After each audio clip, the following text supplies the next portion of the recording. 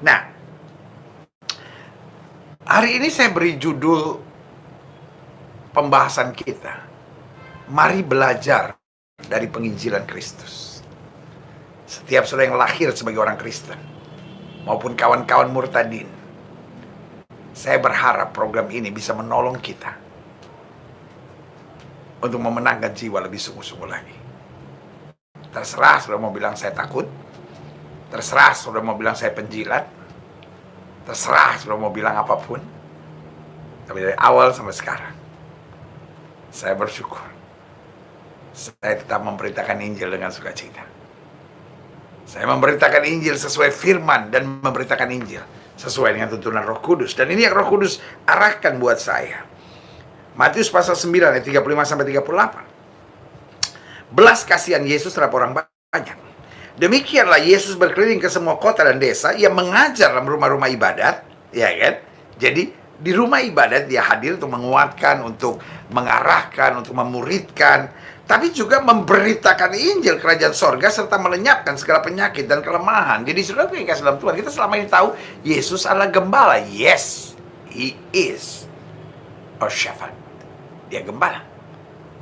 Tetapi kita seringkali nggak sadar bahwa Yesus pun adalah seorang penginjil. Dia pergi dari kota ke kota, dia pergi dari desa ke desa, dia ada di rumah-rumah ibadat. Kadang-kadang dia tidak ada di rumah ibadat, tapi dia ada di tempat-tempat umum. Jadi artinya dia melayani, dia menginjili yang sudah tahu kebenaran untuk dimuridkan.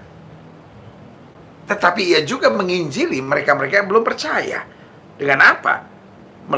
Memberitakan Injil kerajaan sorga, melenyapkan segala penyakit dan kelemahan. Ayat 36. Melihat orang banyak itu, tergeraklah hati Yesus oleh belas kasihan kepada mereka, karena mereka lelah dan terlantar seperti domba yang tidak bergembala. Jadi dasar penginjilan bukan untuk nyerang. Dasar penginjilan karena kita tergerak oleh belas kasihan. Jadi saudara yang kasih dalam Tuhan, Yesus bukan mau menjadikan mereka semua adalah pengikutnya. Bukan.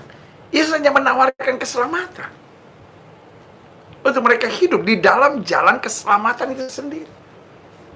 Ngerti maksud saya?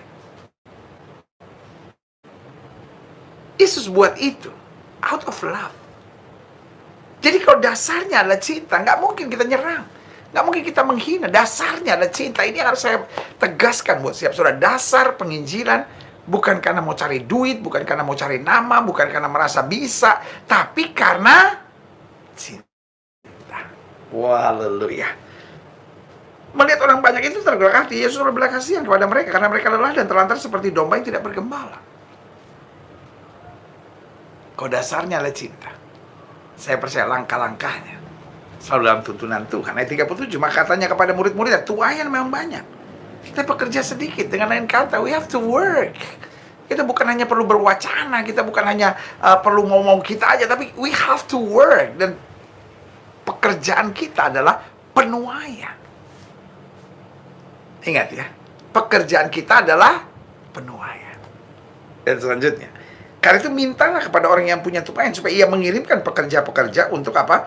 Tuayan itu. Jadi kembali, it's not our strategy. Tuhan nggak bilang carilah penuai-penuai, lihat aja yang udah hebat-hebat. Enggak, minta. Jadi strategi penginjilan bukan apa yang saya mau, bukan apa yang saya pikir bagus, bukan yang menurut saya bisa orang bertobat, bukan. Menurut tuntunan Roh Kudus. Setiap murtadin dan setiap saudara yang rindu untuk menginjil, berlutut di kaki Tuhan, minta tuntunan Roh Kudus. Sekali lagi, saya bukan mengkritik kawan-kawan murtadin. Saya bangga dengan kawan-kawan murtadin yang punya hati bernyala-nyala. Tetapi kalau boleh, izinkan saya juga memberi masukan yang tepat. Kalian harus belajar banyak lagi. Kalian harus belajar banyak lagi. Kalian harus duduk di bawah kaki Tuhan. Kalian harus minta pimpinan Roh Kudus. Kalian harus punya mentor-mentor yang tepat. Sehingga penginjilan kalian bukan penginjilan dalam kebencian. Penginjilan kalian bukan penginjilan yang menghina dengan berbagai alasan apapun. Lalu kemudian ada provokator-provokator yang bilang, wah Gilbert yang pengecut, wah apa itu penginjilan begitu, mana dia gak pernah memenangkan jiwa, beda sama kita. Jadi ini kok jadi pertarungan antara Kadrun sama Sidrun. Ini seperti pilpres kemarin, saudara. kalau orang menyerang agama kita, lalu kita balas menyerang agama mereka? Pertanyaan saya cuma sederhana. Terus bedanya kita apa? Bedanya kita apa? Bukankah kita berbeda, saudara?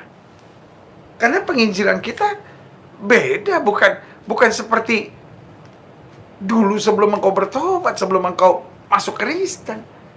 Mungkin kau terbiasa dulu gitu di agama sudah yang lama, kepercayaan sudah yang lama, kan kekristenan terus dihina. Apa itu Yesus anak Allah, bidannya sape gitu kan, hina. Di balik jin ada, di balik salib ada jin, ya kan. Lalu apa? Terus kan penghinaan terhadap iman Kristen itu kayaknya kalau nggak menghina nggak puas gitu. Kalau nggak menghina tuh kayaknya nggak nyaman gitu. Kalau nggak menghina tuh kayaknya nggak bukan seorang pemimpin agama mereka yang baik gitu, harus menghina, supaya kelihatan keberanian. Saudara yang kasih dalam Tuhan, itu ajaran iblis, saudara. Sorry untuk bilang, kalau kita memaki orang, kita menyerang orang, kita menghina agama orang, lalu kita anggap itu berjasa, kita anggap kita tuh hebat, kita anggap kita tuh berani, buat saya itu kan cara kerja iblis, saudara.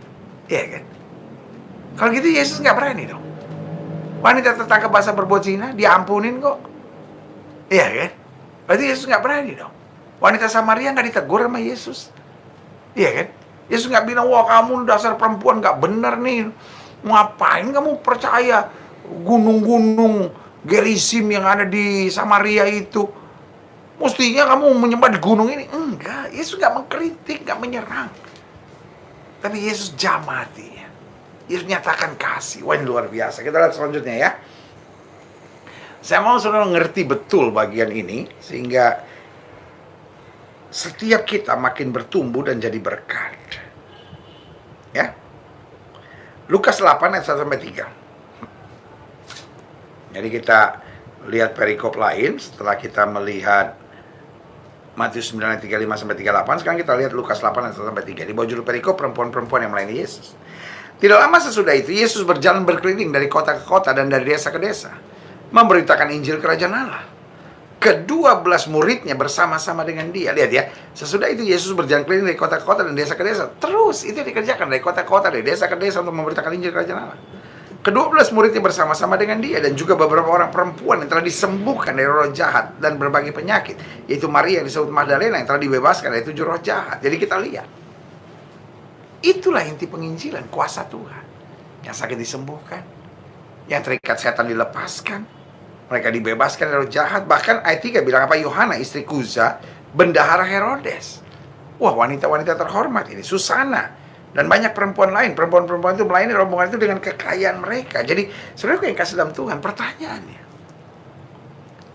kenapa harus melayani dengan kekayaan mereka? Artinya, mereka bukan melayani untuk mendapatkan uang, tapi mereka melayani berbagi, saudara. Dan wanita-wanita yang sudah diselamatkan ini, wanita-wanita yang sudah diberkati ini, mereka menyadari betul, mereka harus support pelayanan Yesus. Jadi Yesus datang bukan hanya memberitakan Injil lalu nunggu amplop istilahnya, nunggu berkat, tidak. Tapi Yesus datang berbagi. Yang sakit disembuhkan, yang lemah dikuatkan, yang membutuhkan pertolongan dibantu, saudara. Dan itu sebabnya ada timnya khusus yang membawa bantuan. Kalau kira-kira sekarang nih antara sembako sama BLT nih bantuan. Iya kan?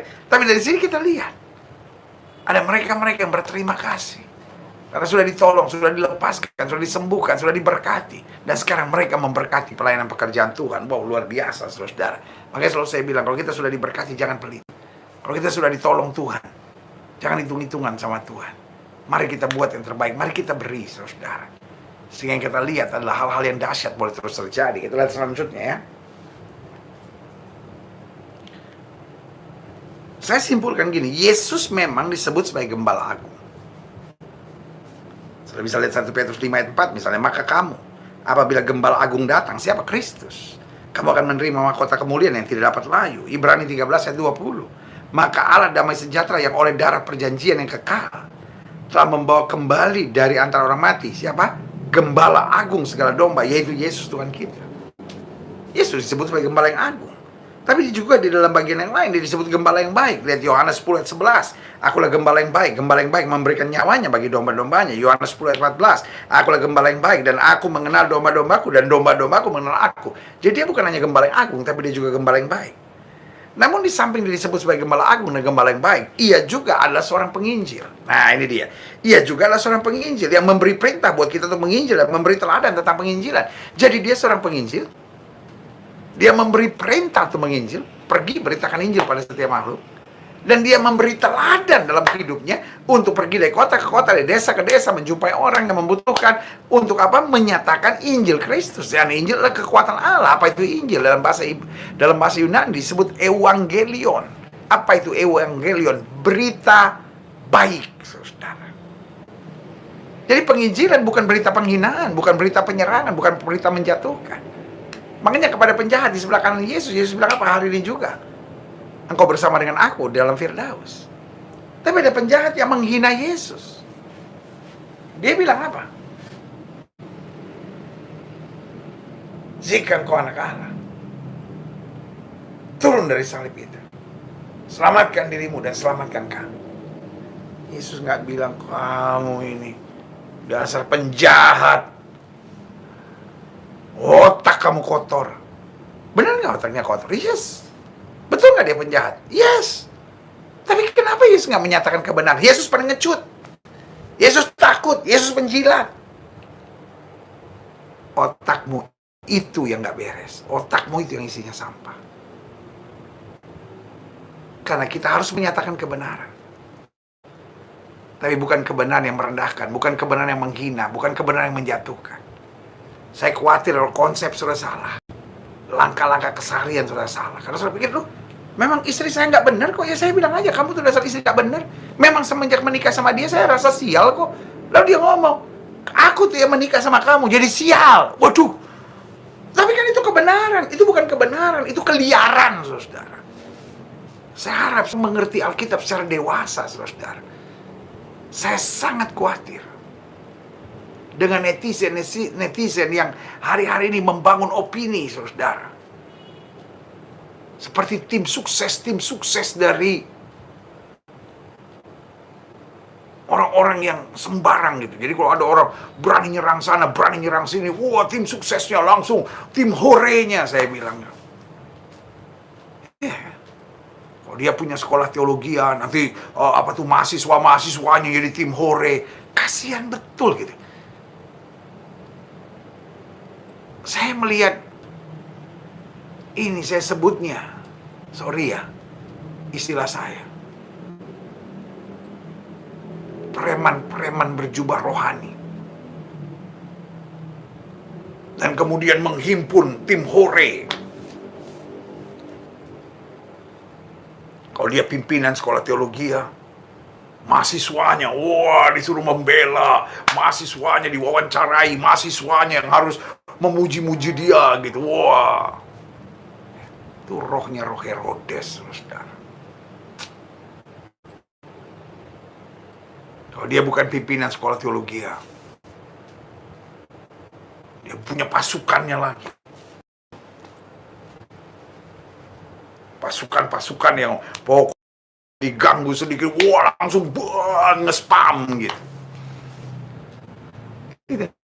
Saya bilang kadrun, itu yang saya bilang sidrun, singa gurun, saudara. Mengerikan. Pada nalarnya, sesuai Alkitab parah, saudara. Bayangkan menghina sekarang dianggap bicara kebenaran. Menghina sekarang dianggap itu yang betul. Mengajarkan damai, mengajarkan berkata-kata secara hikmat, itu namanya pengecut. Waduh. Kristen yang kayak apa yang kita mau bawa hari-hari ini? Saudaraku, tahun 91 itu pertama kali saya ada di TV. Way back then is so different than now.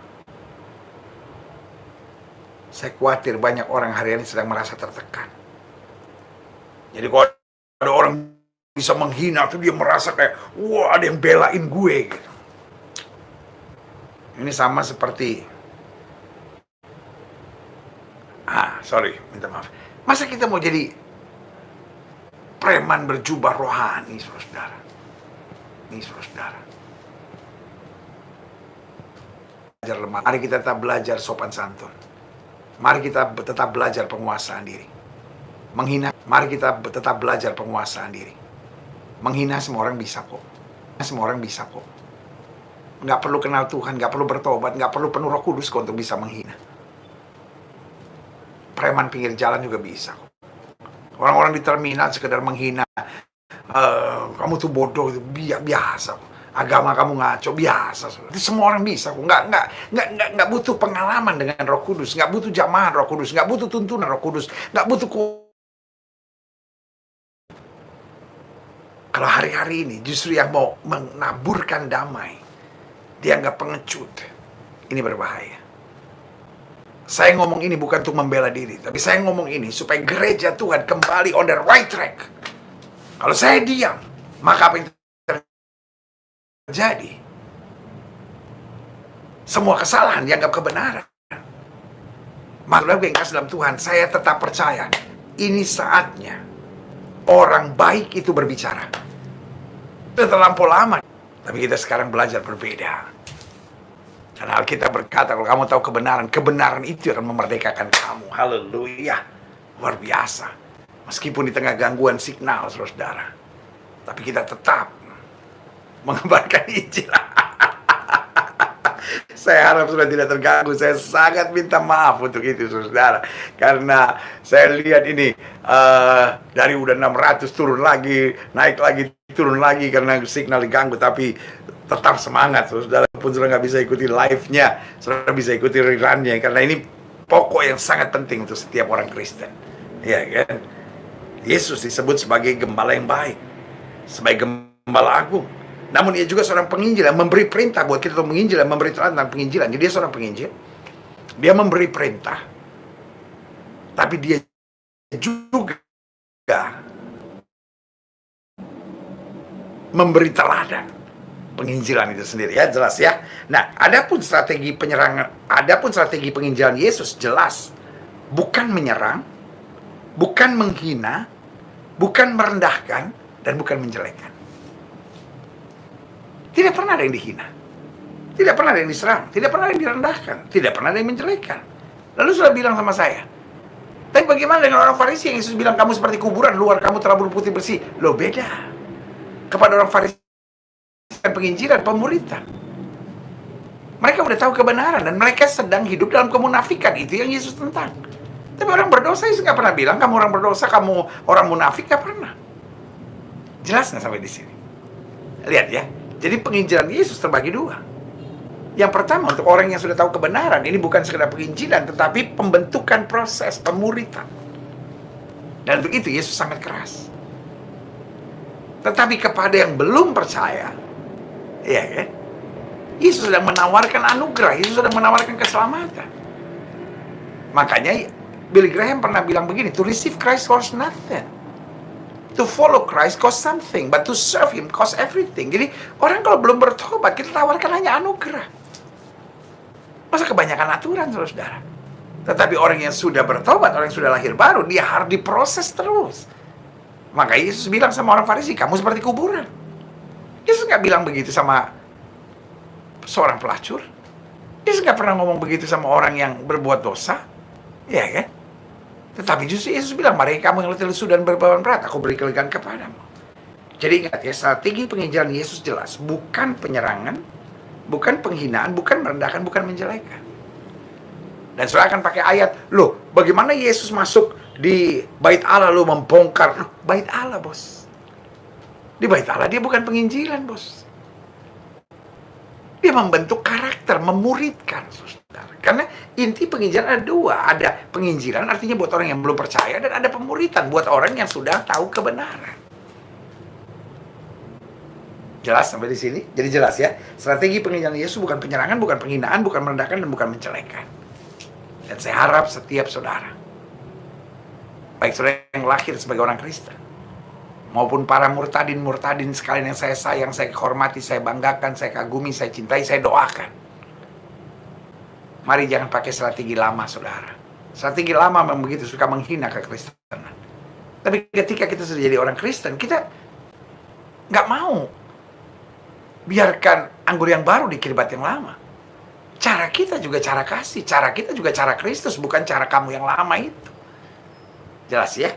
Nah, strategi penginjilan Yesus, kalau saya simpulkan dengan satu kata, jadi ingat ya, strategi penginjilan Yesus bukan penyerangan, bukan penghinaan, bukan merendahkan, bukan menjelekan. Tapi strategi penginjilan Yesus, kalau saya pakai satu kata, maka kata itu bernama menjawab kebutuhan. Jelas ya? Strategi penginjilan Yesus gimana? Menjawab kebutuhan. Luar biasa. Kalau saudara setuju, ketik di live chat, menjawab kebutuhan. Supaya lengkap, strategi penginjilan Yesus menjawab kebutuhan. Supaya ini tertanam dalam kehidupan kita. Strategi penginjilan Yesus bukan menyerang. Lalu pertanyaannya, apakah Yesus pengecut? Apakah Yesus penjilat? Apakah Yesus tukang cari muka? No. He's our master. He's our God. Dia Tuhan di segala Tuhan, Raja di segala Raja. Apa yang perlu ditakuti? Tetapi sebagai hamba, saya hanya ingatkan sekali lagi bahwa strategi Yesus adalah menjawab kebutuhan.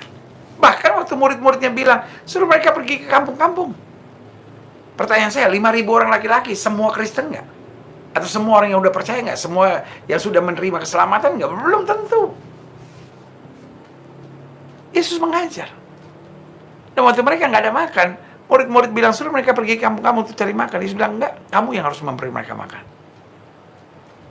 Artinya apa? Menjawab kebutuhan. Petrus yang nggak punya ikan, tangkap ikan sepanjang malam nggak dapat apa-apa, Yesus kasih ikan. 5.000 orang yang kelaparan, Yesus kasih roti. Wanita yang tertangkap basah berbuat zina, Yesus kasih apa? Pengampunan, kasih harapan. Ibu janda yang menangis di pintu kota lain, Yesus kasih apa? Kesembuhan. Nah, itulah metode penginjilan Kristus, menjawab kebutuhan. Sekali lagi sama-sama tulis di live chat. Strategi penginjilan Yesus adalah menjawab kebutuhan. Wah, haleluya, haleluya, haleluya. Saya mau cek dulu ini bener nggak nih, sudah tulis nih kan. Strategi penginjilan Yesus, strategi penginjilan Yesus adalah menjawab kebutuhan. Ah, ya, saya mau lihat dulu ini. Haleluya, haleluya, haleluya. Menjawab kebutuhan, strategi penginjilan Yesus menjawab kebutuhan. Ya, haleluya. Wow, luar biasa, luar biasa. Hotma main hal si Tompul, Willy Kokar menjawab kebutuhan dari Lando. Strategi penginjilan Tuhan Yesus adalah menjawab kebutuhan. Haleluya, Bunda Lin. Strategi Yesus menjawab kebutuhanku. Amin. Bistok Immanuel menjawab kebutuhan. NC Cici, strategi penginjilan Yesus adalah menjawab kebutuhan. Hosanna Rebecca menjawab kebutuhan.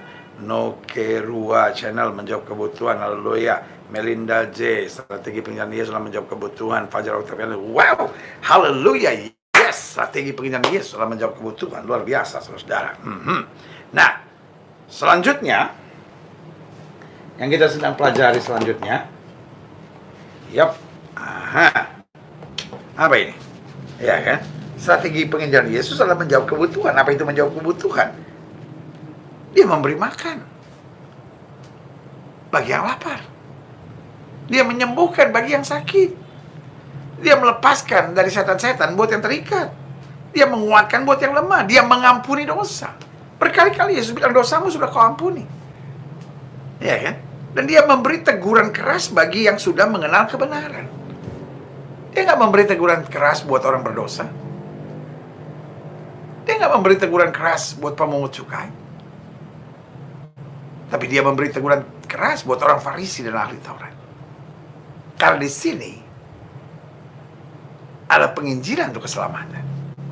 Tetapi di sisi yang lain, pada orang Farisi dan ahli Taurat, ada pemuritan supaya keselamatannya disempurnakan. Haleluya. Nah, selanjutnya saya pelajari. Jadi ingat ya, strategi penginjilan Yesus menjawab kebutuhan. Dan breakdownnya, yang pertama dia memberi makan, yang kedua dia menyembuhkan. Ya kan, dia memberi makan buat yang lapar, dia menyembuhkan buat yang sakit, dia melepaskan dari setan-setan buat yang terikat, dia menguatkan yang lemah, ya kan, dia mengampuni dosa yang terikat dengan dosa, dan dia memberi teguran keras bagi yang sudah mengenal kebenaran, orang Farisi dan ahli Taurat, karena konsepnya adalah penginjilan. Nah, penginjilan Kristus berarti kita simpulkan, satu, kepada orang yang belum percaya Allah, belum tahu kebenaran, dan orang-orang ini dilayani dengan kasih-Nya. Dan yang kedua, kepada orang yang sudah mengenal Allah. Yang sudah mengenal Allah sebagian besar adalah ahli-ahli Taurat dan orang Farisi. Dan untuk ini Yesus sangat keras. Yesus sangat keras. Ingat perwira di Kapernaum datang, orang yang belum percaya. Yesus nggak bilang kamu najis. No. Pada zaman itu orang yang tidak percaya dianggap najis. Tapi saudara yang kasih dalam Tuhan, apa yang terjadi? Ketika orang itu berkata, hambaku sakit dan hampir mati, Yesus bilang, I will come to your house. Aku akan datang ke rumahmu. Saya bisa lihat nggak? Yesus nggak nyerang, Yesus nggak jatuhin, Yesus nggak nyakitin, tapi Yesus datang untuk menjawab kebutuhannya. Haleluya. Nah, berarti saya simpulkan begini, langkah penginjilan Kristus. Yang pertama, memiliki belas kasihan. Dasar penginjilan itu harus belas kasihan. Dasar penginjilan bukan karena saya mau berkhotbah, bukan karena saya bisa, bukan karena saya pikir itu yang saya suka, bukan karena saya pikir itu bisa saya dapat duit. Oh bahaya, saudara. Oh karena saya mau menangkan jiwa. Nggak bisa, saudara. Yang pertama harus mengasihi dulu. Harus mengasihi. Karena, saudaraku, I've been through 34 provinsi di Indonesia, semua sudah saya jalani. Semua. Sabang sampai Merauke sudah saya jalani. Sangir sampai Rote sudah saya jalani. Saya sudah lewati. Saya tahu apa artinya lembah, saya tahu apa artinya gunung. Saya tahu apa artinya ada di pedalaman-pedalaman. Saya tahu apa artinya ada di tempat di mana tidak ada kamar mandi, orang harus mandi di sungai. Saya ada di situ. Saya sudah lewati. Saya tahu apa artinya melayani di lapo-lapo, tempat di mana para supir dan para keneknya ada di situ. Saya lewati semua. Saya tahu apa artinya melayani di sekolah-sekolah. Saya tahu apa artinya melayani di kantor-kantor. Saya tahu apa artinya melayani di pusat-pusat perbelanjaan. Saya tahu, saya sudah lewati semuanya. Kalau dasarnya bukan cinta, kita cepat jenuh. Kita cepat kecewa, kita cepat berontak, kita cepat tertekan, kita cepat emosi, kita cepat untuk kecewa melewati semuanya. Tapi kalau dasarnya cinta, apapun yang terjadi, kita semakin mencintai Tuhan. Semakin mencintai jiwa-jiwa dan semakin rindu melihat jiwa-jiwa menerima keselamatan dari sorga. Haleluya. Jadi saudara yang kasih dalam Tuhan, jelas langkah penginjilan yang pertama, memiliki belas kasihan. Tanpa belas kasihan akhirnya hanya jadi proyek belaka, saudara-saudara. Coba lihat Matius 9:36. Melihat orang banyak itu, tergeraklah hati Yesus oleh belas kasihan kepada mereka, karena mereka lelah dan terlantar seperti domba yang tidak bergembala. Jadi lihat orang banyak yang tergerak, belas kasihan. Ini dasar penginjilan, harus belas kasihan. Dan yang kedua, sopan santun. Setelah tergerak oleh belas kasihan harus ada aturan. Karena coba lihat ini, Lukas 10 ayat 5-6. Kalau kamu memasuki satu rumah, katakan lebih dahulu damai sejahtera bagi rumah ini, shalom. Artinya apa? Tahu aturan, tahu sopan santun. Bukan menghina, bukan menyerang, bukan menjatuhkan, lalu kemudian berotot. Oh itu kan tapi kebenaran. Oh meskipun kebenaran, tapi kan nggak usah kebenaran yang menyakitkan. Kan ada kebenaran-kebenaran yang justru mendatangkan damai sejahtera. Jelas nggak sampai di sini? Iya kan? Kalau kamu masuk ke suatu rumah, katakan lebih dahulu damai sejahtera bagi rumah ini, atau shalom dalam bahasa Ibrani-nya. Dan jika di situ ada orang yang layak menerima damai sejahtera, maka salamnya itu akan tinggal atasmu. Tapi jika tidak, salammu itu kembali kepadamu. Bahkan Alkitab bilang, kalau orang tidak menerima, kebaskan debu kakimu. Artinya apa? Pelayanan dengan sopan santun, bukan dengan paksaan. Karena bukan kita yang menjadikan orang itu Kristen, saudara. Bukan kita yang menjadikan orang itu murid Kristus, tapi Roh Kudus. Jangan sampai kita take the credit gitu. Maka Yesus bilang apa? Aku berdiri di muka pintu dan mengetuk. Gak ada paksaan. Dan tugas kita bukan untuk mengkristenkan orang. Saking pengennya kita menjadikan orang Kristen, kita kasih Indomie, lalu kita suruh dia menerima Kristus. Saudara, kita kasih dalam Tuhan. Kalau orang lapar, dikasih apa aja, oke. Itu sebabnya dalam program Kamu Hebat, kita tekankan. Dimanapun kita ada, kita hanya ingatkan. Jangan putus asa, jangan kecewa. Kita masih punya Tuhan. Tuhan yang kita sembah hidup. Kamu hebat. Kita ingatkan orang bahwa jangan putus asa, jangan kecewa. Kita masih punya Tuhan. Dan kalau dia merasa Tuhan yang gak jelas, maka dia akan berkata, Tuhan yang hidup, yang saya dengar diberitakan tadi, selamatkan aku. Yesus hadir dalam hidupnya. Jadi jelas ya. Yang pertama, dasar penginjilan itu harus karena kasih. Yang kedua, beri salam. Artinya ada aturannya, ada sopan santunnya, nggak antem kromo gitu. Yang ketiga, nyatakan kasih dalam komunikasi yang baik. Walaupun kita menegur orang itu benar, tapi kalau caranya salah, ada banyak orang tua hubungan sama anaknya hancur. Dia bilang, yo saya cuma mau negor aja anak saya. Loh, memang ada anak-anak yang nggak bisa ditegur. Ya untuk itu what we can do. Tapi sebaliknya, kadang-kala bukan anaknya yang nggak mau ditegur, cara negornya itu nyakitin hati. Cara negor itu mendatangkan kebencian, cara negornya itu mendatangkan pemberontakan. Nah ini yang setan mau pakai. Penginjilanmu dahsyat, penginjilanmu luar biasa, tapi karena caramu salah, akhirnya begitu banyak pintu tertutup. Saudaraku, saya bukan menyerang saudara, saya bukan mau menutup pintu pelayanan saudara. Saya bangga lihat saudara-saudara yang melayani begitu berapi-api. Tapi izinkan saya mengingatkan buat saudara, kalau caranya salah, engkau menutup pintu penginjilan, engkau menutup pintu keselamatan dengan kebodohanmu sendiri. Sorry kalau saya ngomong apa adanya ini. Karena saya mau sudah mengerti betul bahwa pelayanan itu dasarnya harus betul. Tapi caranya juga harus betul. Semangat untuk menginjil saya hormati. Saya hargai. Tetapi kalau saya boleh menambahkan, jangan pakai caramu yang lama sebelum engkau menerima Kristus. Karena penginjilan Kristen jelas meninggikan Yesus, meninggikan Yesus, meninggikan Yesus, dan menjawab kebutuhan. Dan untuk itu Alkitab bilang, kalau aku ditinggikan, aku akan membawa banyak orang datang. Kenapa kau harus jadi menjelek-jelekan buku lain, ajaran lain, agama lain, nabi lain, saudara? Bukan itu yang mempertobatkan.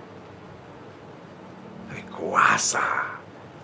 Makanya perwira di Kapernaum bilang, cukup katakan sepatah kata. Cukup katakan sepatah kata. Maka hambaku akan sembuh. Perwira di Kapernaum percaya betul bahwa wibawa firman Tuhan itu lebih penting daripada apapun. Saya mendorong saudara kembali pada Word of God. Para murtadin, para penginjil, para rekan-rekan hamba Tuhan, adik-adik muda yang semangat untuk mengabarkan Injil. Back to the Word of God. Nyatakan kasih dalam komunikasi yang baik. Lihat Yohanes 4 ayat 6-7. Di situ terdapat sumur Yakub. Yesus sangat letih oleh perjalanan. Karena itu ia duduk di pinggir sumur itu hari kira-kira pukul 12. Maka datanglah seorang perempuan Samaria hendak menimba air. Kata Yesus padanya, berilah aku minum. Samaria. Orang yang tidak percaya. Samaria punya agama lain, saudara. Bahkan kalau saya pelajari, orang Samaria melakukan hal-hal yang tidak berkenan pada Allah Israel. Karena Tuhan suruh Musa beribadah di Gunung Moria. Tuhan suruh Salomo membangun bait Allah di Gunung Moria. Tapi mereka menyembah di Gunung Gerizim. Mereka membangun yang mereka sebut bait Allah di Gunung Gerizim. Tapi waktu Yesus ketemu wanita ini, Yesus quote unquote gak menyatakan kebenaran tuh. Dia bilang, waduh, perempuan najis. Karena pada zaman itu orang Yahudi tidak berbicara dengan orang Samaria. Tapi Yesus yang bilang, berikan aku minum. Pertanyaannya, betul nggak Yesus nggak bisa hidup tanpa air itu? Yesus sedang mau membuka percakapan untuk penginjilannya. Karena langsung orang Samaria kaget. Bukankah engkau orang Yahudi? Orang Yahudi tidak berbicara dengan orang Samaria. Tapi kemudian Yesus jelaskan. Kalau kamu tahu siapa yang meminta air kepadamu, niscaya engkau telah meminta kepadanya. Waduh, filosofinya tinggi sekali. Orang itu mulai nggak ngerti. Tapi bagaimana kasih Kristus. Sampai akhirnya dia bilang, sekarang nyata padaku. Engkau seorang nabi yang diutus Allah. Wah, luar biasa. Luar biasa, saudara. Bagaimana kita belajar nyatakan kasih dalam komunikasi yang baik. Meskipun alasan itu kebenaran. Tapi kebenaran yang mengandung sampah-sampah busuk nggak perlu dibicarakan. Karena hanya apa yang benar, apa yang mulia, apa yang sedap dengar, apa yang patut disebut kebajikan, dan patut dipuji, itulah yang kita perkatakan senantiasa. Selanjutnya, ingat ya, langkah penginjilan Kristus yang pertama memiliki belas kasihan, yang kedua beri salam, tahu aturan, tahu tata krama, tahu sopan santun yang betul, yang ketiga nyatakan kasih dalam komunikasi yang baik, yang keempat jawab kebutuhan. Bukan cuma ngomong, jawab kebutuhan. Makanya Alkitab bilang apa dalam kitab Roma, dengan sangat rindu seluruh umat menantikan saat anak Allah dinyatakan. Ini waktunya kita menjawab kebutuhan. Matius 25 ayat 41-45, dan ia akan berkata juga kepada mereka yang di sebelah kirinya, enyahlah di hadapanku, kamu orang-orang terkutuk. Bayangkan, dibuang ke neraka, saudara, disebut sebagai orang terkutuk.